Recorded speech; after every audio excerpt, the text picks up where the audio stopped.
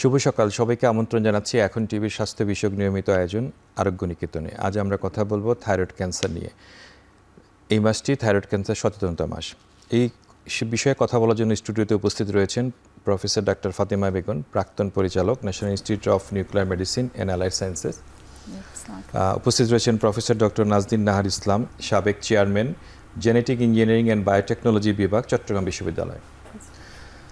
প্রথমে আমি প্রশ্ন করতে যাচ্ছি যে প্রফেসর ডক্টর ফাতেমা বেগম, আপনি যে নিনমাসে কাজ করেছেন, শুরু করছেন, থাইরয়েড ক্যান্সার নিয়ে অনেক দিন থেকে কাজ করছেন, আপনার এই সাবজেক্টে আসা বা এই কাজের মধ্যে কীভাবে আপনি যুক্ত হলেন? 1990 সনে MBBS পাশ করার পরই বাংলাদেশ অ্যাটমিক এনার্জি কমিশনের অধীনে ইনস্টিটিউট অফ নিউক্লিয়ার মেডিসিন বা চাকরি পেয়ে যাই এবং আমি যোগদান করি 1991 সনে। সেই থেকে আজ প্রায় 33 বছরের উপরে আমি এই ডিপার্টমেন্টের সাথে যুক্ত আছি। আপনারা জানেন যে আমাদের নিউক্লিয়ার মেডিসিন ডিপার্টমেন্টগুলো, ইনস্টিটিউটগুলো থাইরয়েড রোগীদের নিয়ে কাজ করছে সেই 70 ডিকেডের থেকে। গত বছর পর্যন্ত পরিচালক ছিলাম national institute of nuclear medicine and allied sciences, Bangladesh medical ইউনিভার্সিটির ক্যাম্পাসেও এটা অবস্থিত। এবং 1981 সন থেকে থাইরয়েড ক্যান্সারের যে রেডিওয়াইডিন চিকিৎসা সেটা দিয়ে আসছে এই ডিপার্টমেন্টটা, এবং প্রতিটা রোগীর যে ডেটা সেটা আর্কাইভ করা আছে আমাদের ডিপার্টমেন্টে। আমরা লাইফ লং ফলো আপ দিয়ে থাকি। সুতরাং আমার অভিজ্ঞতা থাইরয়েড ক্যান্সার এবং থাইরয়েড রিলেটেড ডিজিজে পুরাই সম্পৃক্ত ছিলাম আমি এই বিষয়ে। এছাড়া নিউক্লিয়ার মেডিসিন অন্যান্য যে অঙ্গগুলো ছিল যে সেই বিষয়ে আমি কাজ করেছি। আমি একটু ডক্টর নাজদিনের কাছে আসতে যাচ্ছি। আপনি কেন জেনেটিক ইঞ্জিনিয়ারিংয়ের মতো একটি সাবজেক্টকে বেছে নিলেন বা কিভাবে এই ক্যারিয়ারে আসলেন? ধন্যবাদ, সুন্দর প্রশ্ন। আমি আসলে যখন জেনেটিক ইঞ্জিনিয়ারিং অ্যান্ড বায়োটেকনোলজি সাবজেক্টটা বাংলাদেশে বিভিন্ন বিশ্ববিদ্যালয়ে তখন খুলছিল, খুব সম্ভবত তখন 2003 সাল। তো আমি তখন আসলে উচ্চতর গবেষণার জন্য পিএইচডি করার জন্য জাপান চলে যাচ্ছিলাম। সেই মুহূর্তেই আমাদের ডিপার্টমেন্ট আমাদের চট্টগ্রাম বিশ্ববিদ্যালয় বিভাগটা খোলা হয়। তো আমি যে সাবজেক্ট নিয়ে গবেষণা করতে যাচ্ছিলাম জাপানে সেটা ছিল বায়োটেকনোলজি। তো আমার ইচ্ছা ছিল যে আমি এসে যদি এই বিভাগটা খুলে আমি এই বিভাগে একজন শিক্ষক এবং গবেষক হিসেবে যোগদান করব, আমার একটা স্বপ্ন ছিল। কারণ আসলে ট্রেনটা যাচ্ছিল তখন ওই দিকেই, লাইফ সায়েন্সটা বায়োটেকনোলজির দিকেই তখন যাচ্ছিল, যে জিনগত গবেষণা হবে। এখন আর আমরা একেবারে কোরের দিকে চিন্তা ভাবনা মানুষের লাইফ রিলেটেড যে গবেষণাগুলো আর কি। তো সেই স্বপ্ন থেকেই আমার জেনেটিক ইঞ্জিনিয়ারিং ডিপার্টমেন্টে শিক্ষক হিসেবে যোগদান করা আর কি।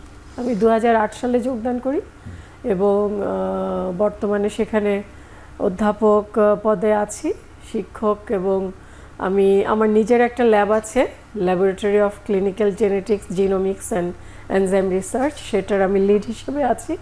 সেখানে আমার গবেষণা ছাত্র আছে, আমার আরও শিক্ষকরা আছে। জি জি, আমার ডিপার্টমেন্টে চট্টগ্রাম বিশ্ববিদ্যালয়ের অধীনে। জি জি জি। ওকে, একটু সাধারণ মানুষের বোঝার জন্য আর কি, যে আপনি যে জেনেটিক ইঞ্জিনিয়ারিং, জিন, জি, এগুলো কিভাবে আমরা সাধারণ মানুষকে বোঝাতে পারি? হ্যাঁ, এটাই আসলে আমরা যেটা দেখি আমাদের ডিপার্টমেন্টে প্রতি বছর নতুন ছাত্ররা ভর্তি হয়। হ্যাঁ, দেখা যায় যে ছেলে মেয়েরা অনেক ভালো বুঝে, তারা চায় যে মেডিকেল সায়েন্স পড়বে না। অনেকের খুব মন খারাপ থাকে, আমি ডাক্তারিতে চান্স পেলাম না, ডেন্টালে চান্স পেলাম না, জেনেটিক্স এরপরেই ওরা চয়েস দিচ্ছে কিন্তু জেনেটিক্স সাবজেক্টটা। আবার ওদের প্যারেন্টস লেভেলে দেখা যায় কি ওনারা আসলে জানেন না যে স্টুডেন্টরা বা তাদের বাচ্চারা যতটুকু জানে, বাবা মা জিন নিয়ে জেনেটিক্স নিয়ে তেমন জানে না। হ্যাঁ, এটার কারণ হচ্ছে যে সাবজেক্টটা নতুন। তো আমরা আমাদের ওই ওরিয়েন্টেশনের প্রথম দিনেই কিন্তু কথাগুলো বলি যে আপনার হতাশ হওয়ার কিছু নাই, আপনার বাচ্চাটা ডাক্তার হতে পারেনি কিন্তু সে আরও বড় ডাক্তার হবে। সে একেবারে জিন নিয়ে, আমাদের যেটা জীবন তত্ত্ব সেটা নিয়ে সে পড়াশোনা করতে এসেছে।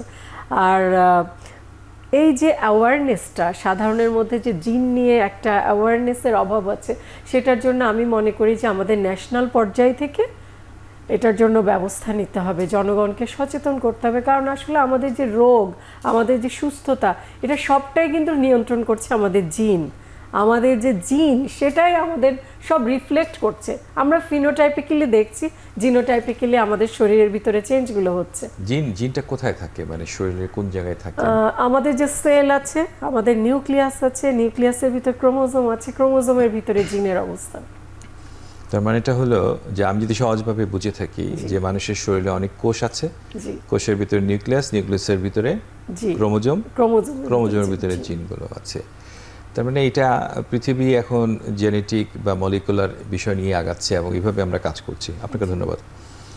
ডক্টর ফাতিমা, যে বিষয়টা আসলে আজকের জন্য গুরুত্বপূর্ণ, যেহেতু থাইরয়েড ক্যান্সার নিয়ে আমরা কথা বলছি, বাংলাদেশে সারা পৃথিবীতে এবং বাংলাদেশে থাইরয়েড ক্যান্সারের প্রাদুর্ভাব কেমন?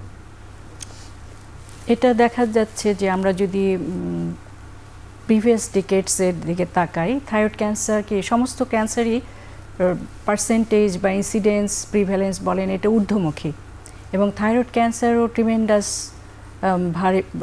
হারে বেড়ে যাচ্ছে।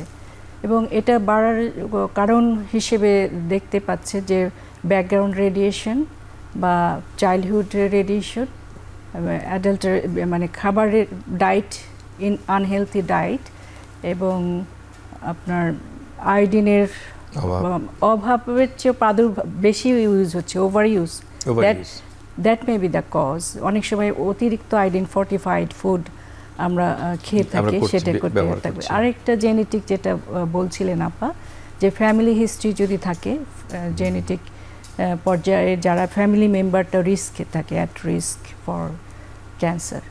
এটা তো আমাদের দেশের মেয়েদের মধ্যে প্রথম 10টা ক্যান্সারের একটা কিন্তু হলো থাইরয়েড ক্যান্সার। হ্যাঁ, এবং র্যাঙ্কটা হচ্ছে 5th। হ্যাঁ, মানে ছেলেদের তুলনায় মেয়েদের মধ্যে বেশি, অনেক বেশি হয়। কিন্তু প্রশ্নটা হলো, আপনি একটা প্রশ্ন বলেছেন যে ব্যাকগ্রাউন্ড রেডিয়েশন, এটা মানে কি? ব্যাকগ্রাউন্ড রেডিয়েশন মানে হচ্ছে যে কোনো আমাদের ব্যাকগ্রাউন্ড একটা অ্যাক্টিভিটি রেডিয়েশন থাকে, সেটা বেড়ে যাচ্ছে কিনা, যেটা হলো ন্যাচারালি আই থিংক এনভায়রনমেন্টাল বিভিন্ন ধরনের রেডিয়েশন আছে, সেটাই। তো এটা কি বাংলাদেশে বেশি মনে করছেন? আমি বাংলাদেশে বেশি মনে করছি না, অল ওভার দ্য ওয়ার্ল্ডে। বাংলাদেশে শুধু বাড়ছে না, অল ওভার দ্য ওয়ার্ল্ডেই থাইরয়েড ক্যান্সার সংখ্যা মানে প্রায় 1.5% রোগী হলো মানে থাইরয়েড ক্যান্সার সারা পৃথিবীতে, গ্লোবালি। জি জি। আমাদের দেশে কিন্তু কিছু কিছু এলাকাতে ব্যাকগ্রাউন্ড রেডিয়েশন অনেক বেশি, যেমন হলো চট্টগ্রামের কক্সবাজার, যেহেতু হিমালয় থেকে যত রেডিওঅ্যাক্টিভ সাবস্টেন্স আসে সবগুলো গিয়ে মানে সমুদ্রে যখন মিশে তখন ওইখানে কিন্তু জমা হয়, সিশোর বা অন্যান্য আশেপাশের এলাকাগুলোতে, নদীতে বা অন্য জায়গায় জমা হয় সমুদ্রের দিকে। আরেকটা জায়গাতে বেশি ব্যাকগ্রাউন্ড রেডিয়েশন আছে, সেটা হলো সিলেটে সুনামগঞ্জের ওপাশে হলো আপনার মেঘালয় আছে, হলো ভারতের ইউরেনিয়াম খনিগুলো সব ওইদিকে। আমরা মাঝে মাঝে তো দেখি যে ওখানে অনেক মাছ মরে আছে, মাঝে মাঝে দেখি, আপনি দেখবেন যে টাঙ্গুয়ার হাওরের ওইসব জায়গাগুলোতে কিন্তু, সুনামগঞ্জের হাওরগুলোতে কিন্তু মাঝে মাঝে এরকম ঘটনাগুলো ঘটে, কিন্তু প্রতি বছরই ঘটে। তাই? আচ্ছা। তো ওইখানকার ব্যাকগ্রাউন্ডে আমরা দেখেছি যে ক্যান্সারের ক্ষেত্রে একজন ক্যান্সার বিশেষজ্ঞ হিসেবে আমি সবসময় লক্ষ্য করেছি যে কিছু কিছু এলাকাতে বিশেষ ধরনের ক্যান্সার হয়। তার মধ্যে ওই অঞ্চলে বিশেষ করে মানে সিলেটের সুনামগঞ্জে অনেক ক্যান্সার হয়, চট্টগ্রামের কক্সবাজার, তারপরে বাঁশখালী, ওইসব জায়গাগুলোতে ক্যান্সারের পরিমাণ কিন্তু কোনো ক্যান্সারের পরিমাণ অনেক বেশি।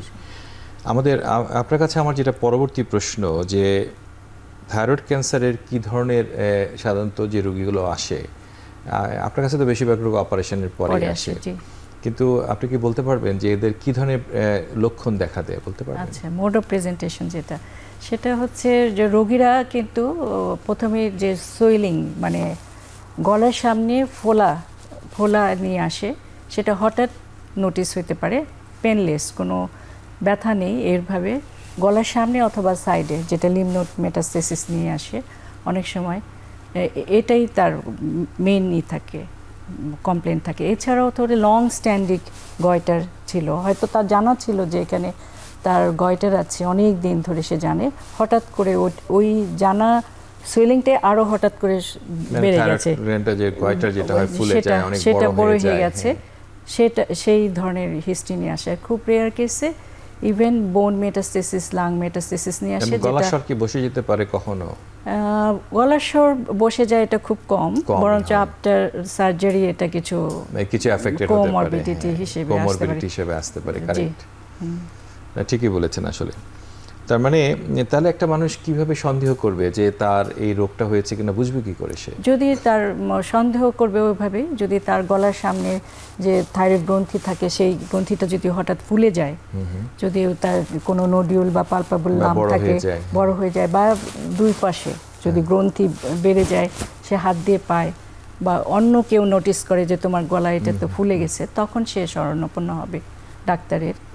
সাধারণত মানে আপনি যেহেতু নিউক্লিয়ার মেডিসিনে কাজ করেন, জি, সেহেতু থাইরয়েড ক্যান্সারগুলো আমরা সাধারণত ডায়াগনোজ করার জন্য one of the gold standard হলো ফাইন নিডল এসপিরেশন সাইটোলজি। জি। এটা একটা প্রসেস যেটার জি, জি, মাধ্যমে আমরা অবশ্যই। এটা করে থাকি। জি। কিন্তু ইমেজিং বা অন্যান্য কী কী টেকনিক আমরা এখানে ব্যবহার করতে পারি যেটাতে আমরা কনফার্মেশনের জন্য? ইমেজিংয়ে আমরা আল্ট্রাসাউন্ড করি। প্রথমে যে কোনো সোয়েলিংয়ের ফার্স্ট আমরা আল্ট্রাসাউন্ড করবো, এটা ইজিলি অ্যাভেলেবল, এবং এটা আমরা কয়েকটা ক্রাইটেরিয়া দিয়ে সন্দেহ করতে পারি যে সাসপিশিয়াস অফ ম্যালিগন্যান্সি, এবং টাইরয়েডস স্কোর করি, যেটা যদি 4 to 6 হয় তাহলে আমরা সাসপিশিয়াস করি, এবং যদি নোডিউল সাইজটা বড় হয় 1.5 সেন্টিমিটার বা 2 সেন্টিমিটার হয় তাহলে সাধারণত আমরা দিয়ে থাকি। It varies from institute to institute, country to country recommendation. এটা হলো নডিউলের কথা বলছি। নডিউল কতটুকু নডিউল, এটা হলো এফএনএসি করবে, আল্ট্রাসোনোগ্রামটাই বেস্ট ফর। আর কিছু আমরা আগে দিনে থাইরয়েড স্ক্যানও করা যেত, যে কোল্ড নডিউল, যেটা থাইরয়েড কোল্ড স্ক্যানে, হট নডিউল বলতো আগে। হ্যাঁ, কোল্ড নডিউলটা মানে বেশি higher rate of malignancy, solid in ultrasound, solid taller than wider and irregular margin যদি থাকে আল্ট্রাসাউন্ডে, এবং কোল্ড নডিউল থাকে যদি থাইরয়েড স্ক্যানে, তাহলে আমরা সন্দেহ করি, তখন এফএনএসি করে এটা আমরা কনফার্ম হই, then we send the patient to the surgeon, ENT surgeon. After thyroidectomy we take over the patient for radioiodine therapy, we select. আমরা একটা বিরতি নিয়ে আবার আসছি। আচ্ছা, জি।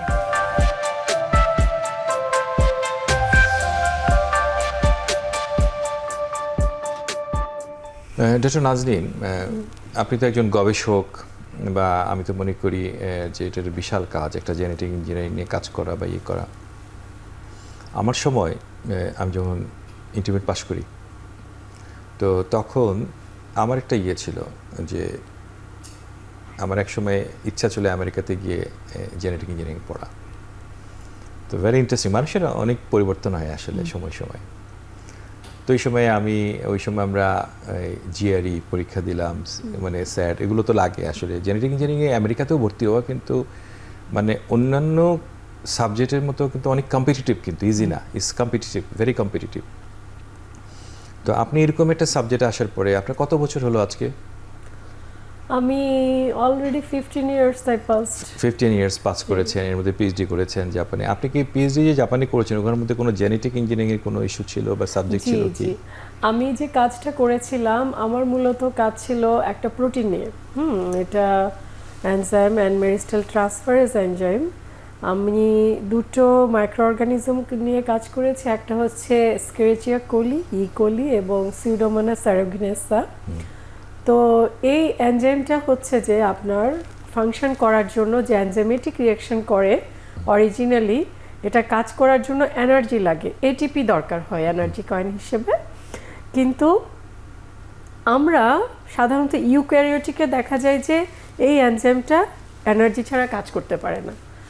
আমি যে এনজাইমটা ডিটেক্ট করেছি সেটা হচ্ছে উইদাউট এনার্জি এটা এনজাইমেটিক ক্যাটালাইটিক রিঅ্যাকশন করতে পারে। সো ইন্ডাস্ট্রিয়ালি এই এনজাইমটার যেখানে প্রয়োজন হয় সেখানে এটা অপেক্ষাকৃত চিপলি কাজ করতে পারবে। তো সেইটা করার জন্য পরবর্তীতে আমি এই যে ইকোলিতে আমি সিউডোমোনাসের থেকেই আমি প্রথমে এটা ডিটেক্ট করি, করার পরে আমি জিন ক্লোনিং করি, করার পরে আমি এটার হাই এক্সপ্রেশন দেখাই এবং এটার কোয়ান্টিটি বাড়াই আর কি, যেটা আমরা জিন ক্লোনিংয়ের মাধ্যমে করে থাকি, জেনেটিক ইঞ্জিনিয়ারিংয়ের মাধ্যমে, এবং আমরা বেশ কয়েক গুণ ইনক্রিজ করেছি অ্যাক্টিভিটি। আচ্ছা, এখন সাম্প্রতিক এই যে আমরা যে ফাইনাল এক্সপ্রেশন সাইটোলজি করলাম, জি জি এটা ডায়াগনোসিস হলো, আমরা জানলাম যে সাপোজ প্যাপিলারি অথবা থাইরয়েড ক্যান্সার তো কয়েক ধরনের হয়, ডিফারেন্সিয়েটেড গুলো ডিফারেন্সিয়েটেড হয়, প্যাপিলারি হয়, ফলিকুলার হয়, অ্যানাপ্লাস্টিক হয়, মেডুলারি হয়, আমরা তো অনেক ধরনের টাইপস আছে। কিন্তু তো আমাদের কমন যেগুলো কিন্তু কিউরেবলগুলোই বেশি আসলে, মানে জি জি জি জি থাইরয়েড ক্যান্সারের একটা সুবিধা হলো তাড়াতাড়ি ধরতে পারলে চিকিৎসা করলে Curable. সম্পূর্ণ রোগী সম্পূর্ণ সুস্থ হয়ে যাবে। আপনার কাছে প্রশ্ন হলো যে এই যে আজকে পৃথিবীর সব কিছু নিয়ে শুধু মলিকুলার কথা বলছে, জেনেটিক কথা বলছে, আপনিও বলছেন যে গতকাল কিন্তু ঢাকা বিশ্ববিদ্যালয়ে কিন্তু একটা জেনেটিক ক্যান্সার ইয়ের উপরে কিন্তু একটা ডিসকাশন ছিল, একটা ইন্টারন্যাশনাল কনফারেন্স, আপনার ওইখানে একটা পেপার প্রেজেন্টেশন ছিল। এখন কি কি মলিকুলার টেস্ট ডায়াগনোসিসের জন্য ইম্পর্টেন্ট বা করা যেতে পারে? সাধারণত ক্লিনিক্যালি এই যে আপা আছেন ওনারা তো আসলে ক্লিনিক্যালি ডিটেক্ট করছেন, আমরা ওনাদেরকে ছাড়া কিন্তু আমাদের সম্ভব না।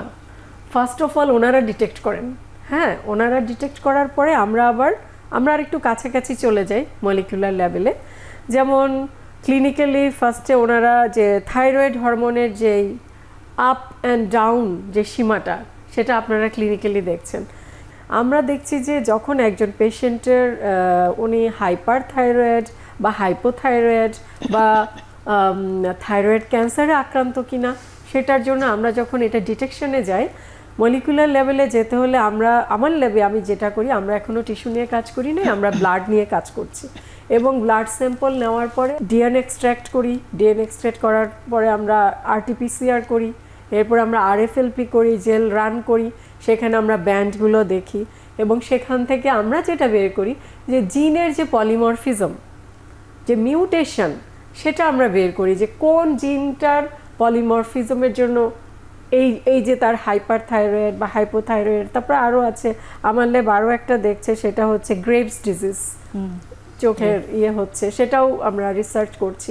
তো এর মধ্যে আমরা বেশ কিছু পলিমরফিজম পেয়েছি, মিউটেশন পেয়েছি, CTL4, FOXP3 জিন, এগুলোর মিউটেশন আমরা পেয়েছি এবং এখন আমরা যেটা করছি সেটা হচ্ছে প্যাপিলারি থাইরয়েড ক্যান্সার। এবং সাধারণত আমরা যে কাজ করেছি পেশেন্টের স্যাম্পল নিয়ে আমরা কাজ করার পরে আমাদের টার্গেট ছিল যে জিন লেভেলে দেখা যে ক্যান্সারের জন্য আমরা জানি যে আমাদের যে অ্যাপোপ্টোসিস যে প্রক্রিয়াটা আছে বডিতে, যেটা আমাদের দুষ্ট সেল বা টিউমার সেল হওয়া থেকে আমাদেরকে রোধ করে, হ্যাঁ সেটার সাথে রিলেটেড কোন জিনটা আছে এই যে স্বাভাবিক প্রক্রিয়া সেটাকে বাধাগ্রস্ত করছে। এবং আমরা দেখলাম যে BCL2 একটা জিন আছে যেটা অ্যাপোপ্টোসিস প্রক্রিয়াকে বাধা দেয় এবং যখন ক্যান্সার হয় তখন মানে এই এটা আপনি জিনের এবারে গবেষণার কথা জি বলছেন। জি এই জিনের এক্সপ্রেশনটা বেড়ে যায়। এটা তো আমরা একটু পরে আসছি, জি, জি। আমরা একটু ডক্টর ফাতেমার কাছে কিছু জিনিস জেনে আসি। আমরা দেখলাম যে কিছু উপসর্গ পেলাম, ডায়াগনোসিস হলো, রোগীটার মলিকুলার স্টাডিও হলো। জি একটা রুগী যখন সাধারণত প্রেজেন্ট করার পরে ফার্স্ট লাইন অফ আমরা জানি যে সার্জিক্যাল ম্যানেজমেন্টে যেতে হয় মোস্টলি, যদি সুযোগ থাকে, জি অ্যানাপ্লাস্টিক সাইড বা অন্যগুলো ছাড়া। তাহলে এটা সার্জারিও হলো, জি জি এরপরে কি করণীয়? পেশেন্টটা কিভাবে ম্যানেজ? আপনাদের কাছে তো পেশেন্টরা আমরা পাঠাই দিই জি, সবসময়, জি, বা আমার জি। কাছে আসলেও আমি কিন্তু আপনাদের কাছে পাঠিয়ে দিই। তখন কি করেন আপনারা আপনারা সাধারণত? সাধারণত আমরা বলে থাকি যে ইনটি সার্জন আমাদের উইদিন 7 ডেজ আমাকে পাঠাবে, আমাকে রোগী পাঠালে আমরা 15 ডেজের মধ্যে উইদাউট থাইরক্সিন তাকে আমরা কিছু টেস্ট করি, মানে আমাদের ডিপার্টমেন্টে। মানে কি থাইরক্সিন দিবেন না এই না না সময়টাতে? না 15 দিনের মাথায় আমরা যে টেস্টগুলো করি সেগুলোর জন্য যে রিস্ক স্ট্র্যাটিফিকেশন করার জন্য সে উপযোগী কিনা, বা আমরা তার হিস্টোপ্যাথোলজিক্যাল রিপোর্টটা দেখি যে এখন আমেরিকান থাইরয়েড অ্যাসোসিয়েশন এবং আমরা মনে করি লো রিস্ক গ্রুপ যেগুলো মাইক্রোকার্সিনোমা, সেগুলো নাও দেওয়া যেতে পারে রেডিও আয়োডিন থেরাপি, কিন্তু ইন্টারমিডিয়েট রিস্ক এবং হাই রিস্ক পেশেন্টগুলোকে আমরা রেডিও আয়োডিন থেরাপি দিই। সাধারণত রিকমেন্ডেশন হচ্ছে 4 to 6 উইক্সের মধ্যে দেওয়া, কিন্তু আমাদের ইন্টারমিডিয়েট হাই রিস্ক আপনি কি করে বুঝেন? আমরা ওই যে হিস্টোপ্যাথোলজিক্যাল রিপোর্টগুলো এটা একটা দেখি, গেল, আর? হ্যাঁ এক্সটেনশন, এটা হিস্টোপ্যাথোলজিক্যাল রিপোর্টটা করে, আর হচ্ছিল সার্জনের নোট, অপারেশন নোট, তিনি কতখানি এক্সটেনশন দিয়েছেন, রাইট। তার অপারেশন নোটে আমরা ফিল্ডে কতখানি এক্সটেনশন হয়েছে সেটা আমরা দেখি, ছড়িয়েছে কিনা, লোকাল এক্সটেনশন হয়েছে কিনা, মেটাস্টেসিস, TNM ক্লাসিফিকেশন করে আমরা Okay, বুঝতে হ্যাঁ। পারি। জি, তখন আমরা স্টেজিং করি, যেগুলো স্টেজিং করলেন, হ্যাঁ তারপরে আমরা রেডিওডিন দিই, হাই রেডিও আয়োডিন দিবেন। এবং হাই আপনার যে রেডিও আয়োডিনটা কি আসলে? রেডিও অ্যাক্টিভ আয়োডিন, আমরা জানি এটা ওয়ান কাইন্ড অফ আইসোটোপ। আমরা যে লবণটা খাচ্ছি সেটা কিন্তু স্টেবল আয়োডিন, সুতরাং আমরা দিচ্ছি এই ট্রিক করছি থাইরয়েড গ্ল্যান্ডকে। থাইরয়েড গ্ল্যান্ডটা আসলে আপনার আয়োডিন সে চেনে না যে সেটা স্টেবল লবণের আয়োডিন নাকি রেডিও অ্যাক্টিভ আয়োডিন, সুতরাং সে ট্র্যাপ করবেই রেডিও আয়োডিন। আমি জানতে চাই সাধারণ মানুষ তো বুঝে যে আয়োডিন, তারা জানে আয়োডিন লবণ সম্পর্কে তারা শুনেছে, আর radioactive iodine, radioactive iodine এর ওয়ান কাইন্ড অফ আইসোটোপ, যেটা 131 এটা রিঅ্যাক্টর দিয়ে প্রডিউস করা হয়, তেজস্ক্রিয়, ওটার সাথে তেজস্ক্রিয় ইয়ে থাকে। হ্যাঁ, এবং সেটার থেকে গামা এবং বিটা রে বের হয়। গামা রে দিয়ে আমরা ইমেজিং করতে পারি, আর থেরাপিউটিক কাজ করছে বিটা রে, এবং এই বিটা রে ইনসিটু যে আমরা যদি রেসিডুয়াল টিস্যু যদি থেকে থাকে যেটা নাইফ দিয়ে সার্জন কাটতে পারেননি, সেই স্বল্পতম টিস্যুটাকেও অ্যাবলেট করার জন্য, ধ্বংস করার জন্য আমরা রেডিও আয়োডিন দিয়ে থাকি, যাতে তার রিকারেন্স না হয়। আপনারা কতবার দেন সাধারণত? সাধারণত ইন্টারমিডিয়েট রিস্ক একটা পেশেন্টের উপরে যদি রেসপন্স করে যায়, সাধারণত ইন্টারমিডিয়েট রিস্কগুলো 80-85% রোগী ভালো হয়ে যায়। লো রিস্ক গ্রুপ পেশেন্ট আপনি জানেন যে 10 ইয়ার সার্ভাইভাল প্রায় 98-100%। হাই রিস্ক হচ্ছে সবচেয়ে লাস্ট স্টেজের রোগীদের 50%। মানে এটাকে একবারই দিয়ে দিলেই হয় নাকি বারবার? একবারে যে লো রিস্ক গ্রুপ বা ইন্টারমিডিয়েট রিস্ক গ্রুপগুলো 80% বা 70% পেশেন্ট একবার দিলেই ভালো হয়ে যায়, কিন্তু যারা রিপিটেড মানে পারসিস্টেন্স অফ ডিজিজ অথবা রিকারেন্স, তাদেরকে বারবার দিতে হয়। রিকারেন্সের বিষয়ে যেটা আমারও যে অভিজ্ঞতাগুলো সেখানে হলো যে আপনি জানেন এখন ওই যে জেনেটিক ইস্যুগুলো যত কাছে এসছে, ডক্টর নাজনীনরা যেগুলো নিয়ে কাজ করছেন, এটাতে অনেকগুলো টার্গেটেড থেরাপি চলে আসছে, অনেকগুলো মলিকুলার আরও কোনো ইনফরমেশন যেগুলো আছে, আমরা বলি নাজনীন নিশ্চয়ই কাজ করেছেন যে আপনি জানেন নিশ্চয় যে PDL1, আমরা PDL1 দেখার জন্য বলি, আমরা আর কি কি জিন দেখতে বলি? আসলে আরো অনেকগুলো জিন আছে, কিন্তু আমার ল্যাব এখনো সেগুলো কাজ শুরু করেনি। আমরা সাধারণত BRAF করতে বলি, RAT করতে বলি, RAS দেখতে বলি, RAS, RET।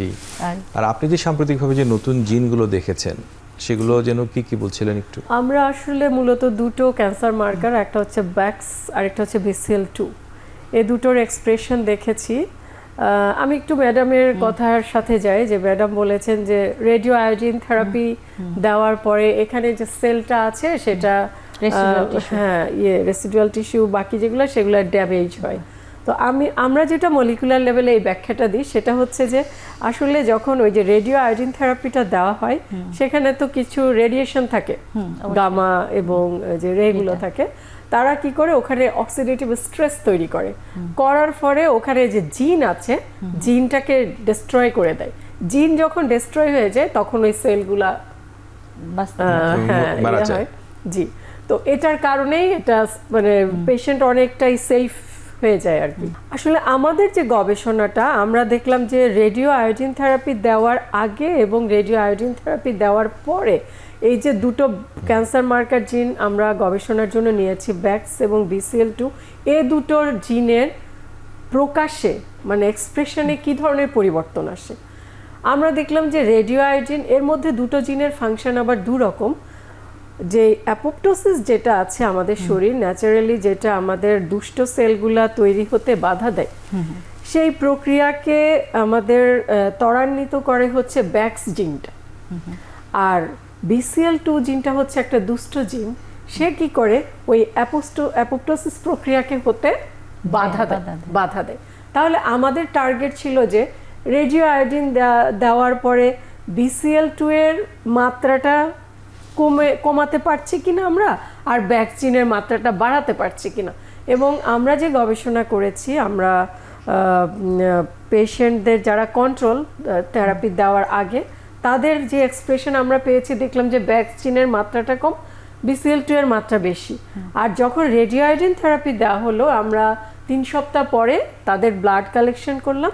কালেকশন করার পরে আমরা RT-PCR, RFLP, মলিকুলার লেভেলে এই কাজগুলো করার পরে আমরা যে জিনের এক্সপ্রেশন পেলাম, সেখানে দেখলাম যে আপনার ব্যাক্স জিনের এক্সপ্রেশনটা বেড়ে গেছে, BCL2 এর কমে গেছে। টার্গেট ছিল এটাই যে জিন লেভেলে দেখা যে রেডিও আয়োডিন থেরাপি জেনেটিক লেভেলে কি পরিবর্তনটা করছে। এমনি আপনারা কাজ করছেন রেডিও আয়োডিন থেরাপি দেওয়ার পরে ক্লিনিক্যালি কি অবস্থা আপনার, থাইরয়েড স্টিমুলেটরি হচ্ছে কিনা, থাইরয়েডের পরিমাণ কমে যাচ্ছে কিনা, এটা আপনারা দেখছেন। আর আমরা দেখতে চেয়েছি আসলে যে মার্কার জিনগুলো ক্যান্সারের সেগুলোর কি ধরনের পরিবর্তন হচ্ছে রেডিও আয়োডিন দেওয়ার ঠিক পরে। আছে, আমরা একটা বিরতি নিয়ে আবার আসছি। জি।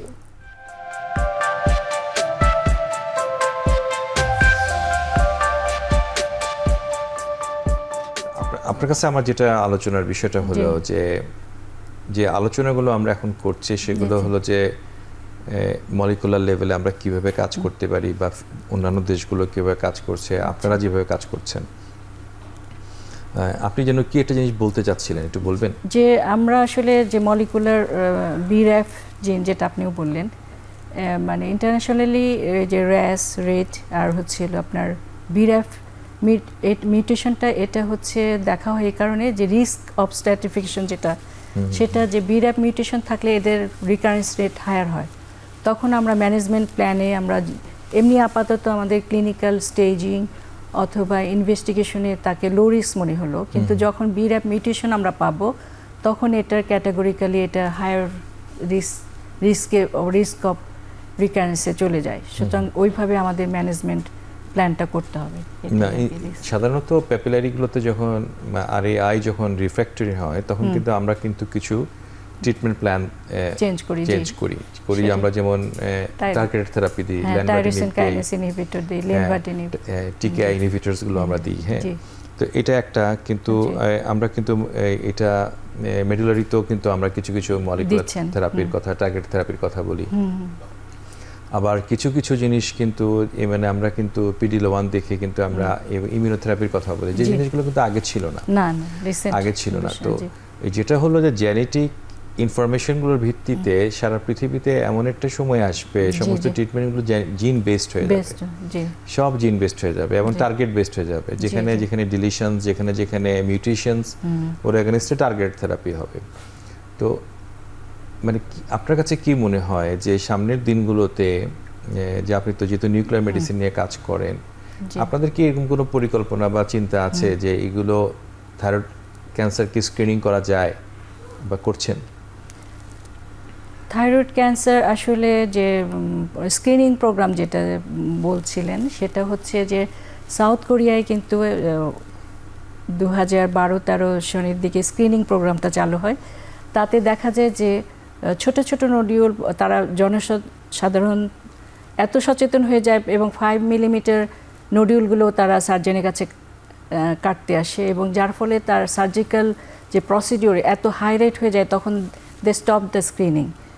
কারণ আল্ট্রাসাউন্ড এমনই একটা ইনস্ট্রুমেন্ট যেটা দিয়ে 2 মিলিমিটার নডিউলও ডায়াগনোসিস করা যায়, কিন্তু অনেক দিন ইনডোলেন্ট থাকে, এটা আপনি জানেন।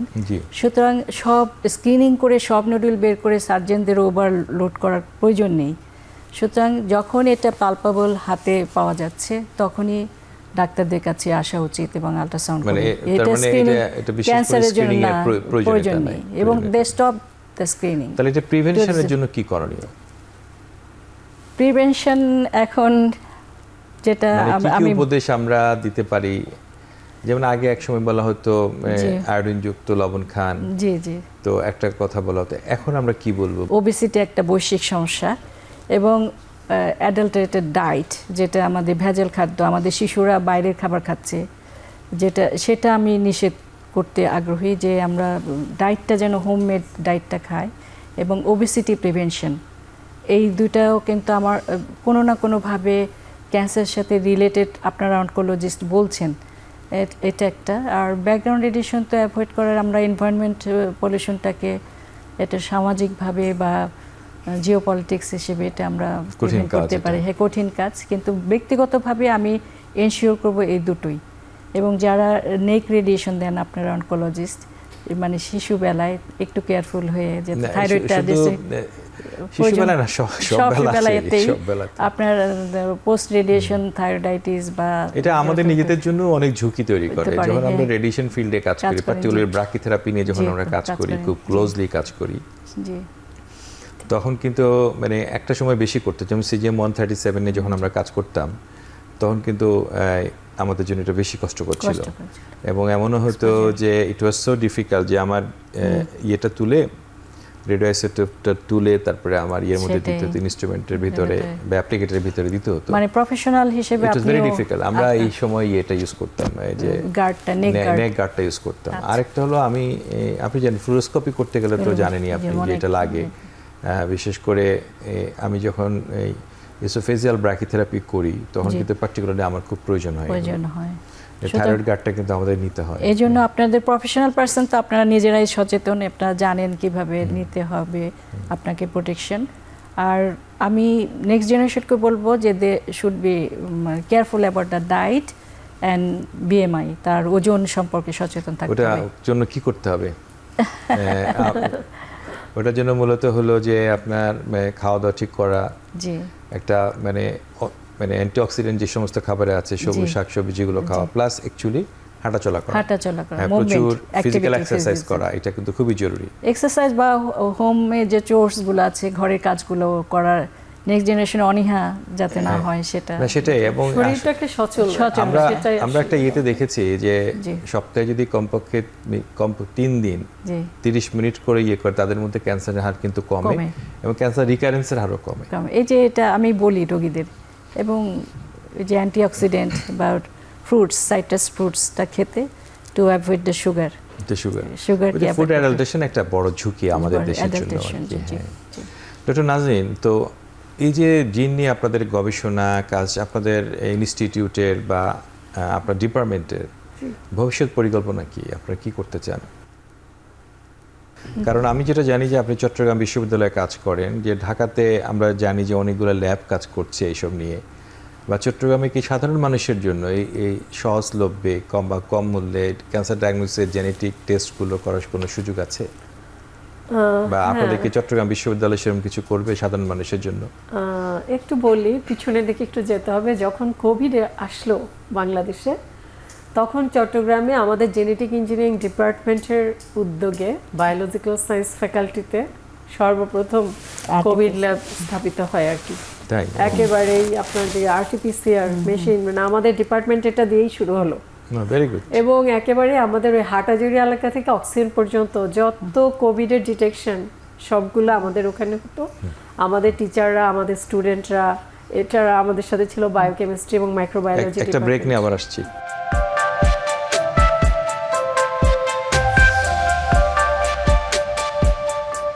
যা বলছিলেন। হ্যাঁ জি, তো আরও কয়েকটা ডিপার্টমেন্টের শিক্ষকরা এবং স্টুডেন্টরা ছিল এবং রাত দিন কাজ করে আমরা কোভিড ডিটেকশন করেছিলাম। তো এখন আমাদের জেনেটিক ইঞ্জিনিয়ারিং ডিপার্টমেন্টের অনেকগুলো ল্যাব আছে কিন্তু, হ্যাঁ, শুধু আমারটা না, অনেকগুলো প্রফেসর, অনেকগুলো ল্যাব আছে, তারাও বিভিন্ন ধরনের কাজ করছে। আমাদের অটিজম নিয়ে কাজ হচ্ছে, তারপরে আমাদের গাট মাইক্রোবায়োম, এগুলো নিয়ে কাজ হচ্ছে, ক্যান্সার নিয়েও বিভিন্ন ল্যাবে কাজ হচ্ছে। তো সবারই একটা টার্গেট আছে। আবার আমাদের ড্রাগ থেরাপি, এটা নিয়েও কিন্তু কাজ হচ্ছে। আর এটার সাথে আপনার যেটা আমি বলবো যে টার্গেটেড জিন থেরাপি, এটার একটা রিলেশন আছে। যেমন আমার ল্যাবে আমি এখন দেখলাম যে ব্যাক্স জিন আর BCL2 জিন, আমি তো মনে করি যে এটা একটা ইনফরমেশন, এই দুটো এক্সপ্রেশন।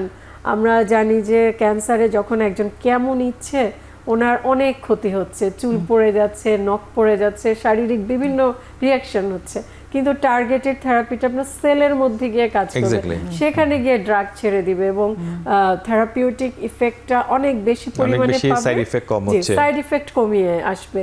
তারপরে যে পার্সোনালাইজড মেডিসিনগুলো এক একজনের ক্ষেত্রে এক এক রকম ইফেক্ট দিচ্ছে। তো এই ধরনের ড্রাগ ডেভেলপমেন্টের পিছনে আমাদের ল্যাবগুলো কাজ করবে ইন ফিউচার।